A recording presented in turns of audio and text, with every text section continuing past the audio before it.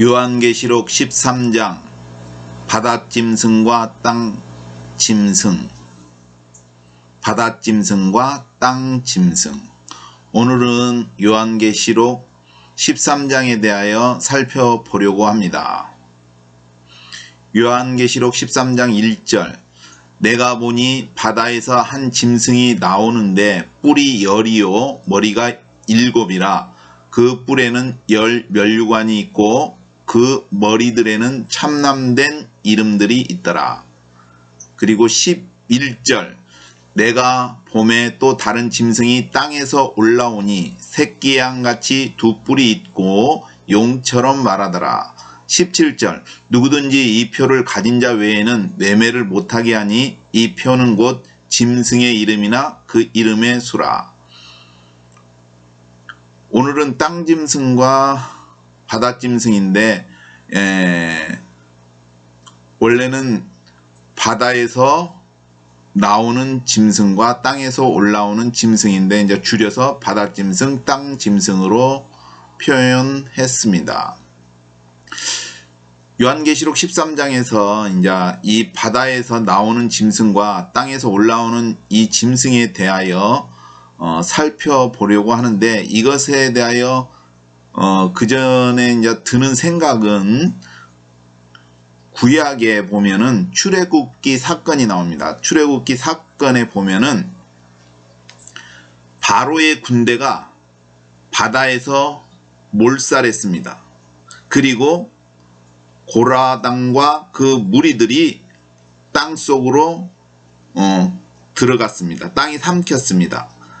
그것과 영적으로는 그것과 관계 있지 않나 하는 생각을 해봅니다. 즉 바다에서 올라오는 짐승은 그 바로의 군대와 같은 그러한 영적인 의미를 지니고, 땅에서 올라오는 짐승은 고라와 그 무리들과 같은 영적인 의미가 있지 않나 생각을 해봅니다. 그래서 이제 바로의 군대에 대하여 이야기를 해보면은 출애굽기 14장 27절 28절입니다. 하나님께서 이스라엘 백성을 이제 애굽에서 내어 보냈는데 바로의 군대가 다시 그들을 사로잡기 위해서 쫓아왔는데 그들이 이제 바다에 몰살한 내용입니다. 출애굽기 14장 27절과 28절.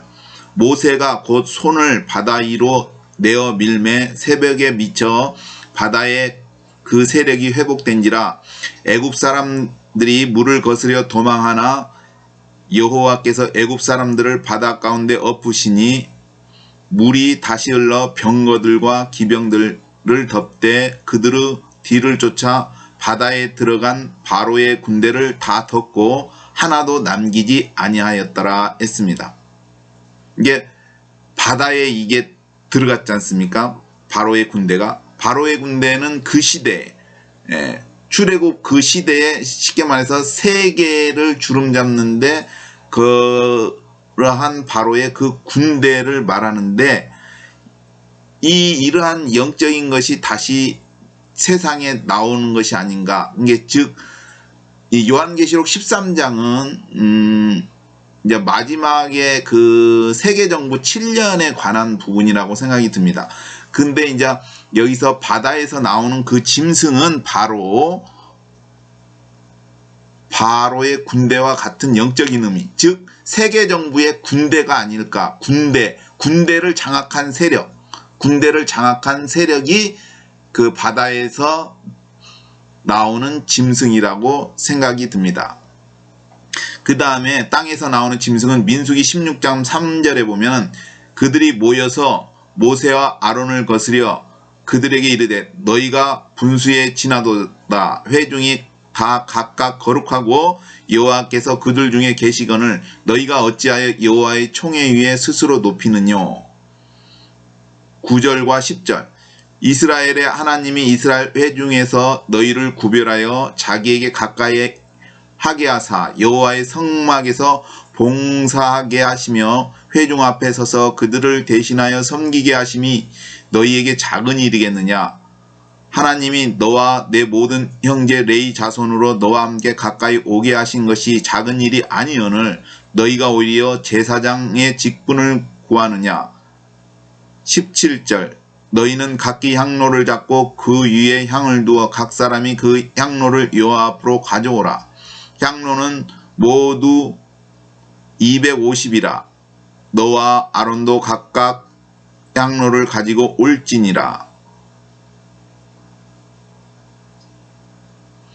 31절에서 33절 이 모든 말을 마치는 동시에 그들의 밑에 땅이 갈라지니라. 땅이 그 입을 열어 그들과 그 가족과 고라에게 속한 모든 사람과 그 물건을 삼키매 그들과 그 모든 소속이 산채로 음부에 빠지며 땅이 그 위에 합하니 그들이 총회 중에서 망하니라. 즉 지금 읽은 부분은 요한계시록 13장의 그 땅에서 올라오는 짐승에 해당하는 부분이라고 생각이 듭니다. 즉 고라와 그 무리가 아론을 대적하는 것이죠. 즉 그것은 결국 하나님을 대적하는 것인데 그것은 무엇이냐면은 그들이 결국은 무엇이냐면 권력을 잡기 위해서 즉 제사장 직분을 요구한다는 것입니다. 모세가 그들이 제사장 직분을 요구한다고 하는 것입니다. 근데 이 제사장 직분이라는 것은 이 고라와 그 무리는 레인입니다. 레인은 무엇이냐면은 성막에서 봉사활동을 하는 거죠. 하나님께 가까이 다른 부족에 비해서 성막에 접근할 수 있고 성막에서 수종 들고 그 일을 감당을 합니다. 근데 이제 제사를 지내는 것은 아론입니다. 아론도 레이 지파이지만 레이 족속이 제사를 지내는 것이 아니라 제사장 직분은 하나님께서 분명히 아론의 그 후손들입니다.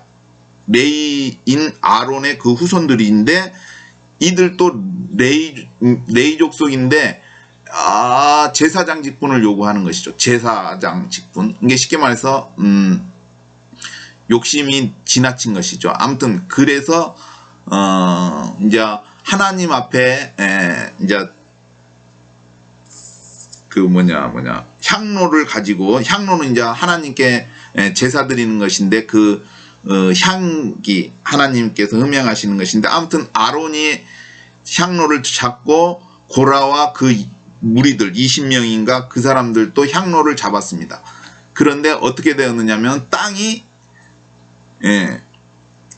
고라와 그 20명을 갖다가 땅이 갈라져서 그냥 다쳤습니다. 그게 땅 속에 들어간 거죠. 그게 땅이 삼킨 거죠. 그래서 이 부분에서 그 계시록의 13장의 그 땅에서 올라오는 짐승은 바로 이러한 그 고라의 무리 같은 영적으로 보면 고라의 무리, 고라의 집단과 같은 그러한 것이 아닐까 하는 생각을 해봅니다. 즉 이 땅에서 올라오는 것은 종교적인 것이죠. 아까 바다에서 나오는 것은 아까 바로의 군대라고 했으니까 군사적인 이게 세계 정부의 군사력을 장악한 것이 땅에서 나오는 짐승이고 세계 정부에서 종교를 장악한 것이 그 땅에서 올라오는 짐승. 즉 고라도 무엇이냐? 고라와 그 무리들, 집단들도 무슨 말이냐 하면은 바로 종교에 관한 것이지 않습니까? 제사장은 종교에 관한 것이지 않습니까? 그래서 그 마지막 이게 7년에 관한 내용이라고 생각이 듭니다. 이 내용에 대해서 이제 조금 더 살펴보면은 이제 이거는 이게 하나님을 대적하는 그러한 것입니다. 바로의 군대도 하나님을 대적하는 것이고 고라당도 하나님을 대적하는 것이죠. 제사장을 대적하는 것은 하나님을 대적하는 건데 결국 이 아론을 그때 당시 아론은 예수님의 모형이죠. 예수님의 모형. 그게 예수님을 대적하는 것인데 영적으로 쭉 나와보면은 구약에 보면 또 엘리야가 나옵니다. 엘리야와 바알의 450인의 선지자가 대결하는 것이 나옵니다. 즉 이거는 엘리야가 아까 아론이라면은 그 바알의 선지자 450인은 고라와 그 무리들 집단이라고 생각할 수 있다고 생각됩니다. 즉 이 엘리야가 백성에게 이르되 여호와의 선지자는 나만 홀로 남았으나 바알의 선지자는 450인이로다. 40절 왕상 18장 40절에 엘리야가 저에게 이르되 바알의 선지자를 잡되 하나도 도망하지 못하게 하라 하며 곧 잡은지라 엘리야가 저희를 기손 시내로 내려다가 거기서 죽이니라.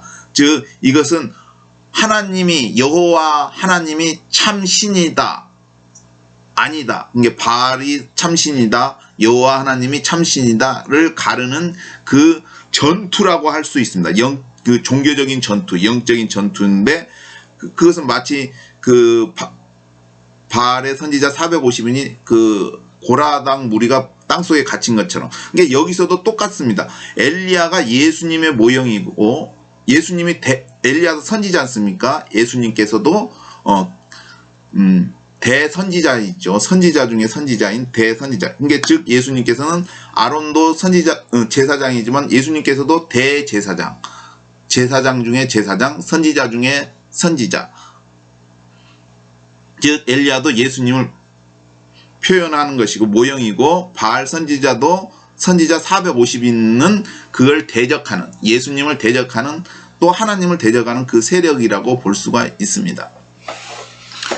그렇기 때문에 여기서 보면은 그렇기 때문에 바다에서 나오는 짐승은 바로의 군대, 영적으로는 바로의 군대이고 얘네들은 그 시대의 그 군사력이니까 세계 정부의 군사력을 장악한 녀석들이고, 여기서 보면은 4절에 계시록 4절에 보면은 이 짐승과 같으뇨 누가 가로되 누가 이 짐승과 같으뇨 누가 능히 이로 더불어 싸우리요 하노라. 여기서 싸우리요 했지 않습니까? 이게 전쟁에서 이게 전쟁에 관한 부분, 즉 이 군대 땅에 바다에서 나오는 짐승은 바로 군사력이고 전쟁에 관한 부분, 그리고 땅에서 나오는 것은 종교적인 것인데 바로 여기서 보면은 딱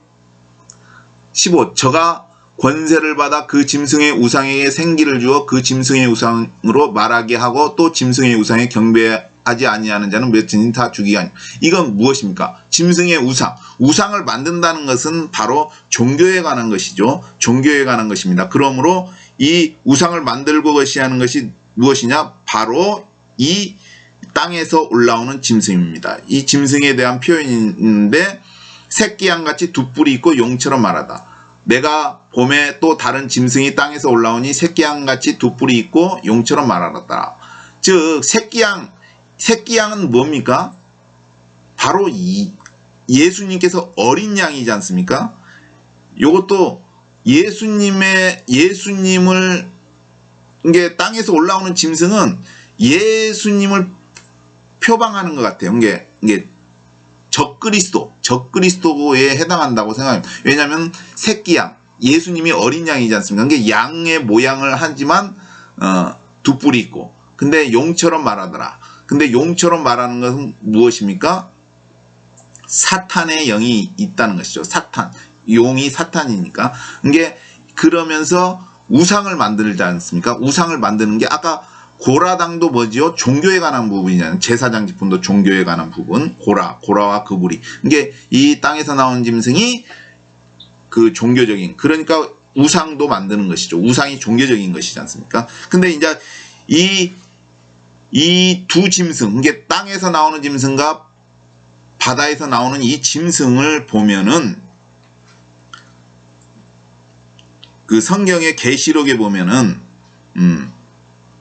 요한계시록 16장 17절에 16장 13절에 보면 또 내가 봄에 개구리 같은 새 더러운 영이 용의 입과 짐승의 입과 선지자의 입에서 나오니. 즉 짐승의 입은 용은 이제 우리가 알지 않습니까? 옛뱀, 바로 사탄을 말하는 것이고, 짐승은 아까 뭐죠? 바다에서 올라오는 짐승. 그리고 거짓 선지자는 무엇이죠? 아까 선지자니까 종교지 않습니까? 바로 땅에서 올라온 짐승, 이것을 말하는 것입니다. 그리고 요한계시록 똑같습니다. 요한계시록 19장 20 같은 의미. 짐승이 잡히고 그 앞에서 이적을 행하던 거짓 선지자도 함께 잡혔으니, 짐승이 잡히고, 아까 이 짐승은 군대, 바다에서 올라오는 거, 군사력, 그리고 그 앞에서 이적을 행하던 거짓 선지자, 선지자는 종교죠. 잡혔으니 거짓 선지자가 바로 아까 땅에서 올라오는 짐승에 해당하고, 이 짐승의 표를 받고 그의 우상에게 경배하는 자들을 이적으로 미혹하는 자라, 이들이 산채로 유황불 묻는 곳에 던지고. 이게 땅에서 올라오는 짐승이나 바다에서 나오는 짐승은 바로 유황불못에 던져지는 것이죠. 이게 짐승과 거짓 선지자에 해당하는 것이죠. 그리고 이것은 요한계시록 20장 10절에 보면 또 나옵니다. 또 저희를 미혹하는 마귀가 불과 유황못에 던지우니 거기는 그 짐승과 거짓 선지자도 있어 세세토록 밤낮 괴로움을 받으리라. 즉 영벌을 받는 것이죠. 이게 여기서는 뭐냐면 이제 1000년 동안에 마귀는, 사단은 무저갱에 들어가 있었지만 짐승과 거짓 선지자는 어디에 들어갔냐면은 바로 유황불못에 들어가 있었습니다. 이게 똑같이 이제 예수님이 오시면은, 재림하시면은 사탄은 무저갱에 들어가고, 이게 바닥이 없는 곳, 무저갱에 들어가는 것이고, 짐승과 거짓 선지자는 유황불못에 던져집니다. 그 다음에 지금 말한 계시록 20장 10절은 바로 그 다음에 1000년 후에 이제 사탄이 잠깐 나와가지고 이제 유황불못에 던져지니 거기에 누가 있었냐면은 1000년 전에 거시했던 짐승과 거짓 선지자도 있는 것입니다. 이게 1000년 동안 이게 계속 괴로움을 받고 있는 것이죠. 근데 끝나지가 않아요. 영벌이니까. 이제 마귀도 그 영벌에 이제 거시죠. 마귀는 잠깐 쓰이기 위해서 아마 무저갱에 있었던 거, 1000년 동안. 이게 1000년 동안은 예수님이 재림하시고, 이제 다시 오시고, 이제 휴거가 된 다음에 이 1000년 기간에는 사탄이 무저갱에 있기 때문에 사람들한테 영향을 끼칠 수가 없습니다. 이게 사람들이 이제, 사탄의 영향을 받지 않는 시대가 1000년 동안 지속되는 거죠. 왜냐하면 사탄은 그때 무저갱에 있고 짐승과 거짓 선지자는 유황불못에 있으니까. 그런데 이제 중요한 것은 이제 사탄이 잠깐 나오고 이제 다시 무저갱에 거시해야 하는데, 왜 이 중요한 것이 무엇이냐 하면은 영벌에 대한 것인데, 이게 이 표가 있습니다. 짐승의 표라는 건, 짐승의 표. 즉, 우리가 이 우상에게 경배하고 짐승의 표를 이마에나 손에 짐승의 표를 받으면은 똑같이 이 짐승과 거짓 선지자가 받는 그 유황불못에 던져지게 되는. 계시록 13장 8절에 보면은 죽임을 당한 어린 양의 생명책에 창세 이후로 농명되지 못하고 이 땅에 사는 자들은 다 짐승에게 경배하리라. 결국 짐승에게 경배한다는 건 뭐예요? 유황불못에 들어간다는 얘기겠죠. 이게 생명책에 기록된 사람은 짐승에게 경배하지 않고 표도 받지 않고 이마나 손에 표를 받지 않는다는 것입니다.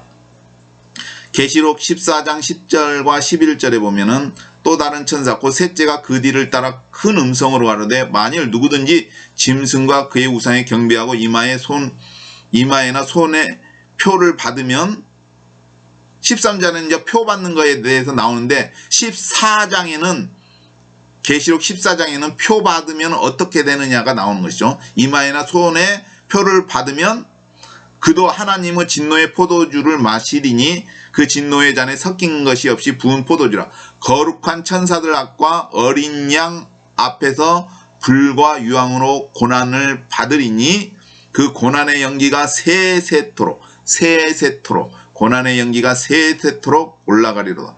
짐승과 그의 우상에게 경배하고 그 이름의 표를 받는 자는 누구든지 밤낮 쉼을 얻지 못하리라 하더라. 즉 결국은 무엇이냐? 이 짐승의 우상에 경배하고 그 표를 손이나 이마에 받은 사람은 유황불못에 던져진다는 것입니다. 이게 땅에서 나오는 짐승, 바다에서 나오는 짐승이 가는 그 유황불못에 똑같이 가는 것이죠.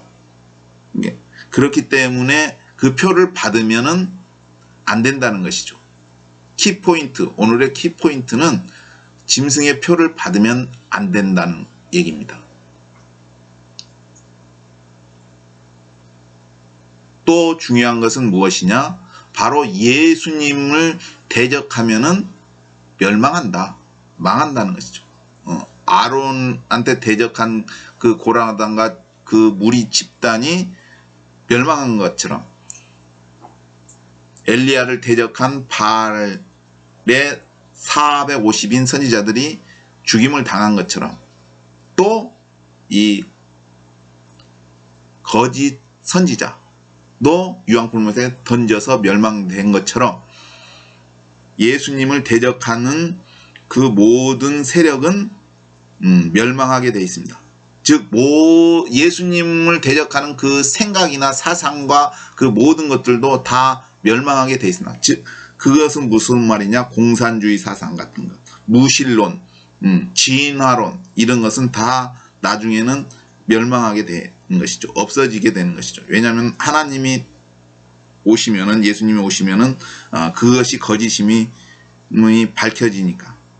성경도 그것이 거짓이라고 말하고 있습니다. 그런데 이제 여기서 이제 아까 중요한 것이 뭐다? 그때가 되면은 표나 경배하면 안 된다. 그리고 예수님을 대적해서도 안 된다. 왜냐하면 이 세상에 아까 그 바벨론의 그 금신상처럼 이 시대가 인간의 문명에 예수님이 오시기 전까지가 그 금신상의 문명인데, 그 금신상의 문명은 하나님을 대적하는 그러한 문명, 인본주의 문명, 사탄이 지배하는 문명이기 때문입니다. 그리고 여기서 보면은 이 부분이 그 예수님이 재림하시기 전에 있는 그 부분에 관한 내용인데, 아마도 이 부분은 그 7년이라는 게 있습니다. 그 다니엘서의 7일에 그 1회가 7일이 아니라 그 하루가 7년을 말하는 겁니다. 그것은 무엇이냐면은 이스라엘에 대해서 하나님께서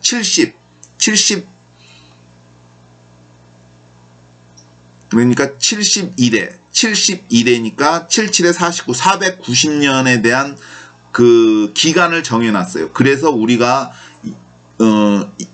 역사에 대해서 알려면은 이스라엘을 알아야 됩니다. 왜냐하면 그 재림과 그러한 부분들에 대해서 알려면은 그 이스라엘의 역사를 알아야 됩니다. 왜냐하면 그 71회로 정해놨기 때문입니다. 그래서 그 마지막 남은 그 1회가 예수님 재림 전에 있을 그 세계정부의 7년을 말합니다. 근데 이제 이 7년도 보면은, 여기서 보면은 그 바다에서 나오는 짐승이 42달 일할 권세를 받습니다. 또 계시록 13장 5절에 보면 또 짐승이 큰 말과 참냄된 말하는 입을 받고 또 42달 일할 권세를 받으니, 이게 42달이 3년 6개월이지 않습니까? 그렇기 때문에 추측으로는, 생각으로는 이 바다에서 나오는 짐승은 7년, 세계정부 7년의 그 3년 6개월 전반 부분의 전반기에 활동하는 것 같고, 그 다음에 이제 땅에서 나오는 짐승은 후반부 3년 6개월 후반부에 해당한다고, 그 활동하는 녀석으로 생각이 됩니다. 왜 그렇게 생각하냐면은 다니엘서에 보면은 7년 동안 이제 제사를 지내는데 중간에 제사를 끊었습니다. 그 다음에 어떻게 하느냐? 자기가 하나님이라고 합니다. 이게 중간 부분에 우상을 세우겠죠. 우상을 세우고, 그것이 그 후반부. 그리고 7 대접의 심판이 긴 것이 아니라 3년 6개월에 일어나는 것을 알 수가 있습니다. 왜냐하면은 그 짐승의 표에 대한 부분이 나오기 때문입니다. 아무튼 그 7대접 재앙은 세계정부 3년 6개월 후반부에 일어나는 것입니다. 그리고 여기서 또 한 가지 주목해야 되는 것은 바다에서 나오는 짐승의 그 머리가 7이고 뿔이 10이라는 이 부분은 이 바다에서 나오는 짐승이 바벨론하고 관계가 있다, 연관이 있다고 하는 것을 알 수가 있습니다. 여기서 보면 1절에 보면 내가 보니 바다에서 한 짐승이 나오는데 뿔이 10이요 머리가 7이라. 그 뿔에는 10 면류관이 있고 그 머리는 참나무들이 있더라. 이게 뿔이 10이고 머리가 7이라고 했는데 이제 바벨론이 17장하고 18장에 걸쳐서 나오는데 이제 천사가 가로되 왜 여기느냐 내가 여자와 그 탄 7머리와 10뿔 가진 짐승의 비밀을 내게 이리라. 보면은 여기서도 그 여자는 바로 바벨론인데 여자가 탄 것이 무엇이냐면은 7머리와 10뿔 가진 짐승이라고 했습니다. 그러면 아까 13장에 나오는 7머리와 10뿔 이게 같은 7머리와 10뿔이기 때문에 이게 같은 것이 아니냐. 그래서 바다에서 나오는 짐승, 즉 군대, 세계정부의 군대가 바벨론이라는 도시와 연관이 있다, 관계가 있다 라고 생각이 듭니다. 그러므로 다음에는 바벨론에 대해서 이제 설명을 다음번에는 바벨론에 관한 설명을 해 드리려고 합니다. 중요한 것은 무엇이다? 예수님께 대적하는 모든 세력은 멸망하고 짐승의 표를 받으면 안 된다. 그리고 때는 가까워지고 있다. 재림이 가까워지고 있다는 것이죠. 이상입니다.